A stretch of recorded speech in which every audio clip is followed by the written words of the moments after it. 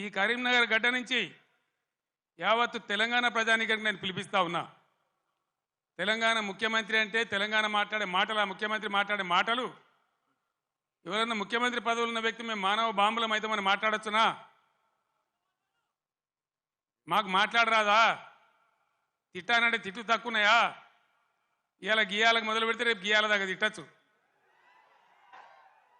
నేను మాట్లాడినా, తెలంగాణ ఉద్యమంలో మాట్లాడినా, తెలంగాణ వ్యతిరేకించిన వాళ్ళను దద్దమ్మలు అన్నా, సన్నాసులు అన్నా, సమైక్యవాదం సమగ్రాభివృద్ధి అంటే సన్నాసులారా ఏది రాని మాట్లాడినా.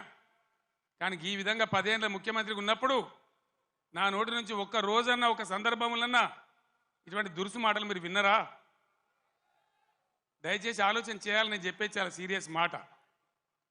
ఎందుకంటే తెలంగాణ రాష్ట్రం తెచ్చుకున్నాం, 10 ఏళ్ళు బ్రహ్మాండమైన పాలన చేసినాం.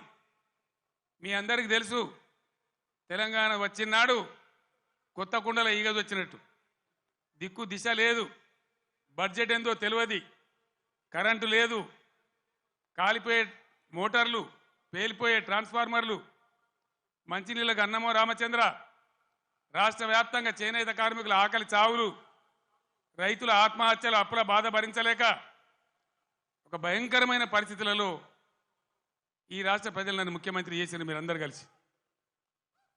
నేనేమన్నా అన్నానా?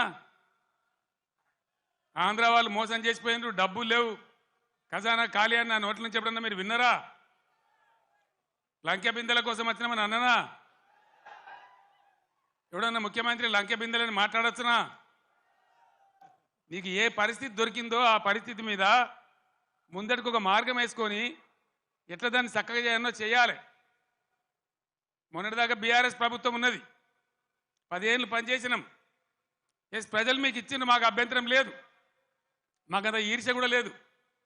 నువ్వు మాకన్నా కుడిచేయి పని చేయి, మాకన్నా మంచిగా పని చేయి, మంచి పేరు తెచ్చుకో, మేము పోటీ పడేటట్టు చూసుకో, మాతో పోటీ పడేటట్టు చూసుకో. కానీ ఈ సీరితము, పండబెట్టి తొక్కుతాము, రైతు బంధు అడితే చెప్తోని కొడతాము.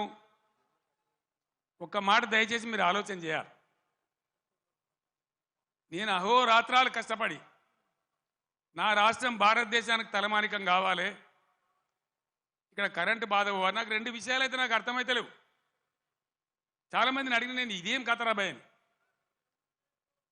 మంచినీళ్ళు భగీరథ ప్రయత్నం చేసి 2-3 నెలలు రాత్రి నిద్ర లేకుండా రాత్రి 3 గంటల వరకు కూడా పనిచేసి ఒక అద్భుతమైన పథకం రూపకల్పన చేసి మంచి సోర్సుల దగ్గర పెట్టి నేను ఒక ఛాలెంజ్ చేసిన అసెంబ్లీలో మీకు జ్ఞాపకం చేస్తా ఉన్నా. ఈ 5 ఏళ్ల లోపు 14 నుంచి 19 వరకు ఈ టర్మ్ లోపల భగీరథ నీళ్లు తెచ్చి ఇంటింటికి నల్లా పెట్టి నీళ్లు ఇయ్యకపోతే మేము మళ్ళీ అసెంబ్లీ నిలవడం, ఓట్లు అడగా అని చెప్పి నేను శపథం చేసిన శాసనసభలో.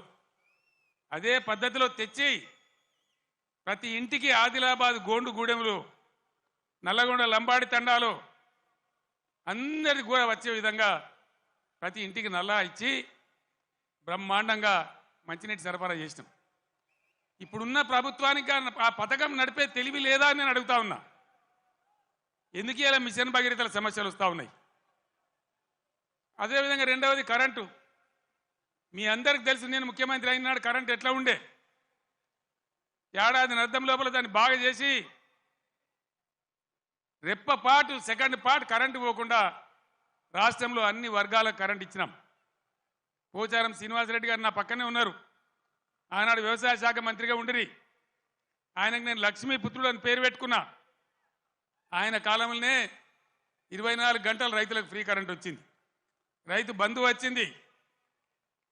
కరెంటు కరోనా వచ్చి కాటేస్తే కూడా నేను వేరే ఏవో ఆపినా కానీ రైతు బంధు ఆపలే. వ్యవసాయం జరగాలి, గ్రామాలు నిలబడాలి, రైతాంగం నిలబడాలని కరోనా వచ్చి బాధ పెట్టినా, ఖజానాల డబ్బులు లేకున్నా, అప్పో సప్పో చేసైనా సరే రైతు బంధు ఆపలే. ఇలాగా రైతు బంధు ఏ శాతం అయితే లేదా? కేసీఆర్ జర్ర ఇటు ముఖం మలగంగానే కట్క బంద్ చేసినట్టు కరెంటు బంద్ అవుతుందా? మేము చేసిన దాన్ని 9 ఏళ్ళు ఇచ్చిన దాన్ని ఈ చవడ దద్దమ్మలకు ఇయ్యస్తలేదా? దయచేసి ప్రజలు ఆలోచించాలి. ఇలా మళ్ళీ మీరు కాంగ్రెస్కే ఓటేసినారు అనుకో ఏమంటారు? మేము రైతు బంధు ఇవ్వకున్నా, కరెంట్ ఇవ్వకున్నా, మోటార్లు గాలబెట్టినా, నీళ్లు సరిగా తెచ్చి రైతుల పొలాలు ఎండబెట్టినా మళ్ళీ మాకే గుద్దిను, మాకే ఓటేసినారు అంటారు. 6 గ్యారెంటీలు 3 గ్యారెంటీలు అన్నిటికన్నిటికీ ఎగనామం పెడతారు. ఇది కాంగ్రెస్ చరిత్ర మీరు చూసిందే.